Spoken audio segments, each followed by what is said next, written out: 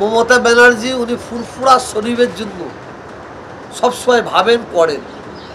তা আমরা আজ পর্যন্ত মমতা ব্যানার্জি কি করছে না করছে, কত টাকা খরচা করছে না করছে, তার কোনো আমরা কাগজ পাইনি।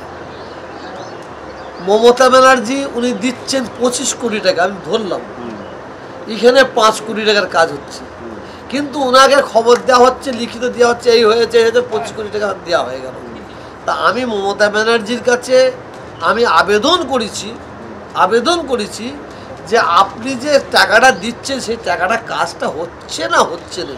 আমি একটা কথা বলতে পারি, জোরের সঙ্গে বলছি, আমাদের এমএলএ যে পেয়েছি আমাদের কপাল খুব ভালো, তকদির খুব ভালো, আমাদের কপাল খুব ভালো, আমরা এমন একটা এমএলএ পেয়েছি।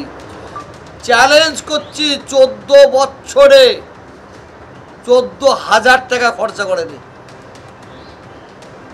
ফুরফুরা শরীফের দরবারের জন্য 14 বছরে 14 টাকা খরচা করেনি এই সিনাশিস চক্রবর্তী। আপনাদের কাছে এসছি, আগে আমি খুব আসতাম, আকবর আলী খান্দেকার আমাকে অনেকবার নিয়ে এসছে, 15-16 বার এসছি আমি, কাজে এটা আমার কাছে নতুন কিছু নয়। খারাপ লাগে এটাই, কমেন্টস করেছে এটা কি ভোটের সমীকরণ। আমি তাদের বলি, আমি যখন কাশী বিশ্বনাথে যাই এই কোয়েশ্চেনটা করেন না, আমি যখন পুষ্করে যাই তখন তো কোয়েশ্চেন করেন না, আমি যখন খ্রিশ্চান নাইট সাপারে যাই তখন তো কোয়েশ্চেন করেন না, আমি যখন দুর্গা পুজো করি তখন তো কোয়েশ্চেন করেন না, আমি যখন কালী পুজো করি তখন তো কোয়েশ্চেন করেন না। আর জেনে রাখুন, আমি খ্রিশ্চানদের ফেস্টিভ্যালেও যাই, আমি ঈদ মোবারকেও যাই, আমি ইফতার নিজে করি এবং রোজাতেও যাই, ইফতারেও যাই, ঈদেও যাই। এই যে ফুরফুরা শরীফে মুখ্যমন্ত্রীর কর্মসূচি নিয়ে আক্রমণ করে বিরোধী দলনেতা কি বলছেন আমি রাখবো আপনাদের সামনে।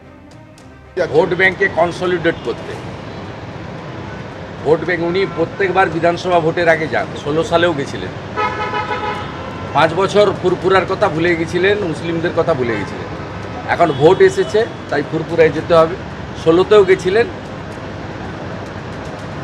আবার 26-এ ভোট আসছে, চাপে আছেন।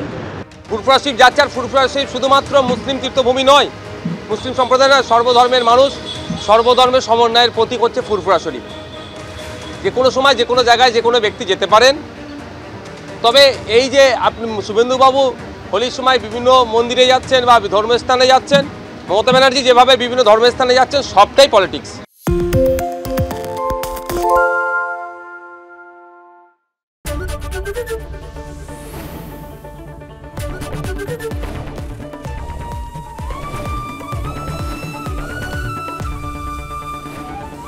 এবিপি আনন্দ, এগিয়ে থাকে, এগিয়ে রাখে।